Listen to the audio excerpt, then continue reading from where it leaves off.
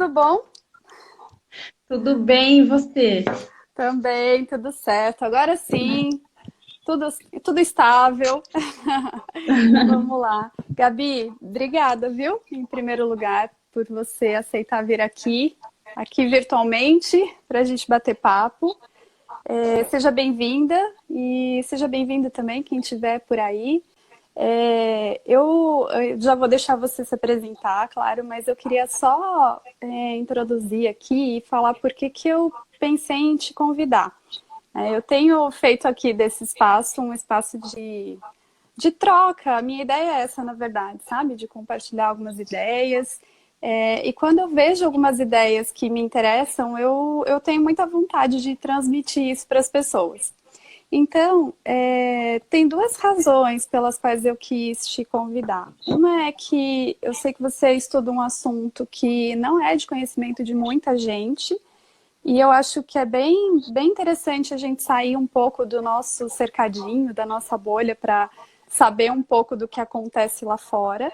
E principalmente porque quando a gente faz isso, a gente consegue também é, entender um pouco mais dos nossos próprios sentimentos.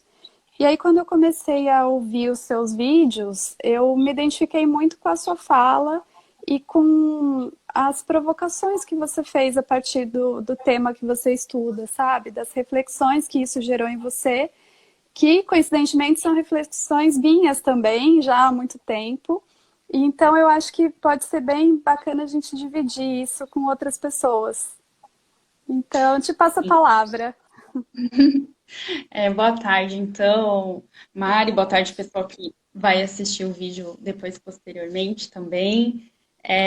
E eu queria dizer que, assim, agradeço muito você ter me chamado para essa conversa, porque eu também já conheço seu trabalho e sei o quanto você é competente para ajudar as pessoas aí no que elas precisam psicologicamente, né, falando. E o quanto é importante também a gente ter um espaço para falar sobre direitos humanos, sobre sentimentos, porque eu acabo vendo muita coisa que ganha valor, e falar sobre pessoas e direitos, assim, não são coisas que a gente tem tanta abertura para falar, né? Sim. Tanto espaço. E como você disse, eu tenho um estudo que eu faço já há mais ou menos uns 20 anos, que é sobre a mutilação genital feminina. E eu fiz alguns trabalhos científicos sobre esse tema, tanto na parte de relações internacionais quanto de aspectos jurídicos do tema. E para quem não sabe, a mutilação genital feminina, ela é uma prática muito antiga, inclusive tem até relatos assim dessa prática em múmias egípcias. Então é bem antigo mesmo, que é onde é feito a mutilação, né? Se tira totalmente o órgão genital feminino. Tem a mutilação total e uma mutilação parcial desse órgão. E essa mutilação, ela foi por muito tempo feita assim com materiais sem asepsia, né? Qualquer material cortante, então uma gilete, um caco de vidro, enfim, qualquer Sem material qualquer cortante. cuidado, né? Isso. E assim, eu acho que eu descrevendo isso, eu falando dessa forma assim tão científica, fica até difícil de imaginar o que de fato é esse ato, o que de fato é essa mutilação genital. Eu até convido as pessoas que estão assistindo o vídeo a olhar um pouco o meu Instagram, que eu explico bastante sobre a prática, olhar até no Google, que mostra bastante foto. Tem também um filme que fala sobre isso, que se chama Flor do Deserto, que eu acho que é bem legal de assistir. Uhum. E essa prática, Maria, assim, ela acontece normalmente com meninas. Então, são crianças de 3 a 12 anos de idade, mais ou menos, que acontece isso. E Gabi, pode parecer muito. desculpa te interromper, é que uma pessoa me falou aqui que tá parecendo como encerrado o vídeo. Eu queria só pedir se tem alguém aqui que tá acompanhando a gente para dar um alô só para assinar ou fazer ou avisar a gente. Eu acho que, para mim, aparece ao vivo aqui ainda, Mari. É, que engraçado. Alguém mandou um oi. Então, acho que tá Mandou? funcionando. Ah, tá. Mandou. Então tá bom. É que eu não tava vendo. Desculpa te interromper. Vamos lá. Eu só tinha ficado com medo da gente não tá ninguém ouvindo. Então vamos lá. Pode continuar. Não, então, eu estava comentando que essa prática, assim, é feita com crianças, né? As meninas Sim, muito jovens, e que às vezes pode parecer, assim, uma coisa tão absurda, né? Que a gente está em 2021 já, e isso ainda está acontecendo. sim. E sim, acontece, e acontece muito. Nós tivemos assim, uma evolução grande nesse sentido recentemente, com algumas legislações impedindo essa prática, mas ela Uhum. acontece bastante ainda, e eu acho que o mais traumatizante disso tudo é o sentimento dessas mulheres, né, quando elas se tornam mulheres. Porque na mutilação genital total, por exemplo, quando é feita a mutilação do órgão, ele é totalmente fechado. Então, ele é Sim, costurado, ele deixa de existir. E essas mulheres não conseguem urinar, elas não conseguem ter filhos, né? Quando vão ter relações sexuais, essa abertura, eles fazem uma abertura e depois fecha, e depois, na hora de ter o filho, abre de novo. Então, isso tudo, estudando essa prática, me fez refletir uma única coisa: o hum, quanto que nós somos podados de ser nós mesmos. Então, por isso que até o meu YouTube que eu criei, ele chama Deixe-me Ser Eu. Porque eu pensei que o fundamento disso tudo é mutilar a pessoa, no caso as mulheres, né, do que uhum, elas são, de ser mulher, de ter a liberdade delas. E nesse caso, sim, o objetivo sempre foi podar a liberdade sexual dessas mulheres, e até em alguns casos, assim, era permitido, entre aspas, né, que elas fossem estupradas porque elas não eram mutiladas, então elas ficavam com essa sensação de se eu não sou mutilada, eu não sou pura, eu sou prostituta, então teve essas rotulações, né, ainda existe isso. E então eu quis trazer para a nossa realidade, né? sim, O que mais será que as pessoas estão sendo podadas de ser quem são, e às vezes sem perceber, né? O que que acontece dentro da nossa sociedade, dentro do nosso dia a dia, que faz com que a gente não consiga ser nós mesmos, ou a gente achar que precisa seguir um determinado padrão sim, para ser feliz, para se inserir nessa sociedade, porque essas mulheres, por exemplo, elas foram levadas pelas mães delas, pela família delas para serem mutiladas, porque isso era uma coisa que se entendia necessário para que elas fossem inseridas naquele contexto. Isso era uhum, importante para elas. Então, eu penso que para a gente também existe muito disso, e às vezes a gente não consegue ver o quanto a gente não tem a nossa liberdade. E quem tenta sair do comum, do normal, tem que arcar com uma consequência muito grande de sair fora do que é convencional.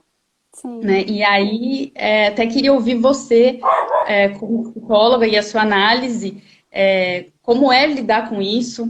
Eu tenho certeza que tem vários exemplos que a gente pode dar, né? As pessoas Uhum. mesmo que estão assistindo, se quiserem interagir também e falar algum momento em que elas tiveram esse questionamento, essa percepção de que estão sendo podadas de ser quem são, seria legal também. Sim. Bom, isso abre uma discussão imensa, né? Você estava falando e eu estava pensando aqui que antropologicamente a gente tem uma riqueza absurda que a gente não faz ideia, né, de como alguns povos vivem, como as culturas são diversas, né? É, a gente vive numa cultura hoje que eu imagino que a gente possa dizer que ela confunde a gente, né? A gente acha que tem liberdade.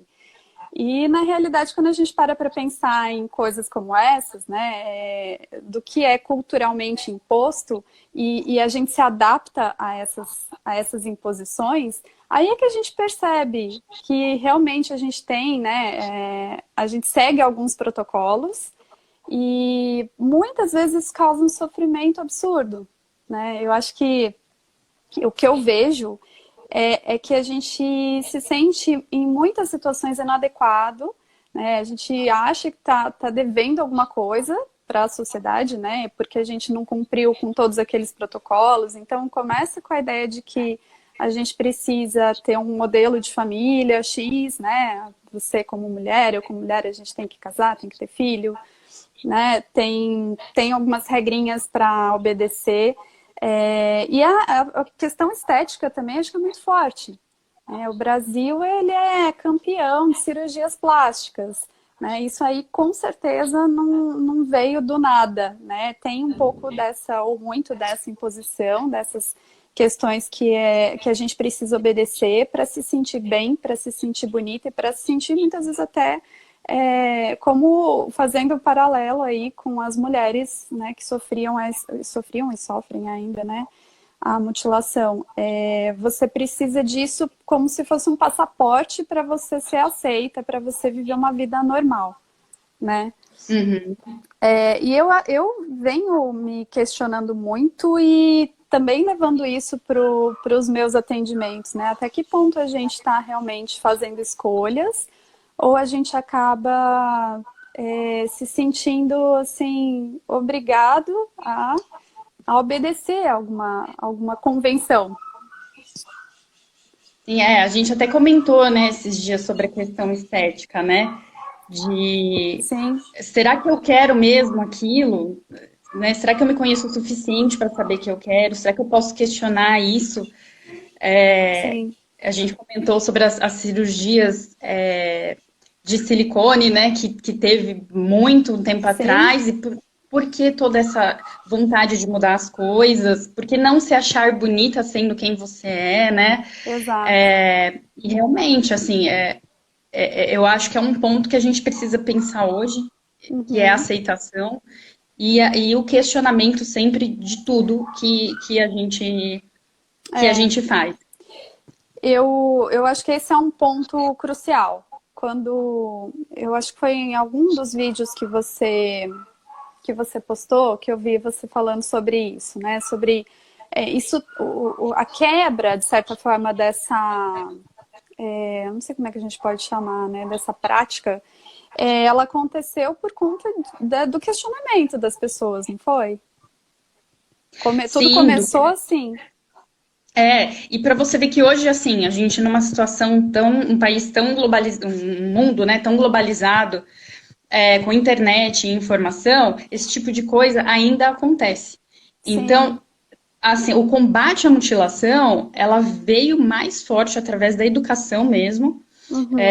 que algumas ONGs fizeram ao longo desses anos, mas ainda com a quantidade de informação, ainda assim, foi muito difícil quebrar esse paradigma, né? Sim, sim. Mas as principais iniciativas, esse filme que eu mencionei, Flor do Deserto, conta muito isso, né? Tá. Como foi a quebra desse paradigma, a descoberta de um mundo que às vezes a própria mulher nem sabia que existia, né? Então você fica tão preso naquela situação que você nem sabia que existia alternativas para aquilo. É. É bem, bem interessante. Não, eu acho que isso faz toda a diferença. Pode falar, você ia falar alguma coisa. Não, eu ia falar só mais um ponto assim que eu queria Claro. enfatizar.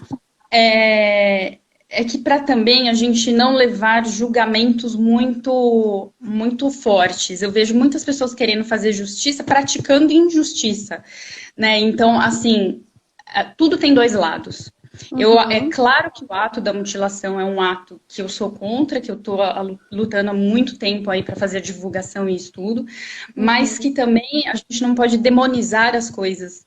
porque há um motivo do porquê isso aconteceu, do porquê as mães achavam que isso era importante e acham ainda importante acontecer. Então, é algo que a gente precisa dosar. Eu Uhum. não gosto assim, de fazer extremos sobre as coisas, sabe? Claro. Claro. E acho que isso me faz pensar numa coisa que é assim, às vezes a gente também demoniza alguns atos nossos mesmos, né? Ah, a gente fez, é uma coisa que eu fiz lá no passado e me arrependo, alguma coisa que eu repito muitas vezes na minha vida e que não é muito legal para mim. E eu vejo muita gente nos próprios atendimentos que eu faço, trazendo isso como algo muito ruim, errado. E eu consigo traçar esse paralelo no sentido de que as coisas têm uma função, né? Às vezes a gente faz alguma coisa, a gente cria algum conceito por alguma razão. E isso foi criado numa época que a gente desconhece. Bom, não sei, né? Pelo que você falou, tem registros disso fazer parte lá dos primórdios, né? É, Sim. a gente desconhece as razões e, de alguma forma, isso fez parte da crença das pessoas e teve uma função em algum momento. Assim como os nossos Uhum. comportamentos disfuncionais, eles têm uma razão de serem criados. Quando a gente desenvolve um mecanismo de defesa, a gente está usando o que a gente tem para lidar com alguma coisa difícil, né, que está acontecendo na nossa vida. Então, eu acho muito bacana essa ideia do questionamento, porque eu acho que esse, inclusive, essa é a essência do que a gente faz na psicologia e também em filosofia, que é perguntar, né? Por que está acontecendo assim? O que eu posso fazer para mudar e como que a gente muda isso? Porque quando eu pensei nesse assunto, eu pensei, deve ter sido alguma instituição, sei lá, alguma entidade que fez a cisão, falou, não é mais para acontecer. E aí, não, né? Na verdade, é o povo que começa a questionar, é a educação que começa a aumentar, e aí a gente vai mudando, vai quebrando essas regras e aí consegue transformar um pouco. E eu acho que essa é a aplicação maior, né, desse assunto todo na nossa vida aqui de hoje.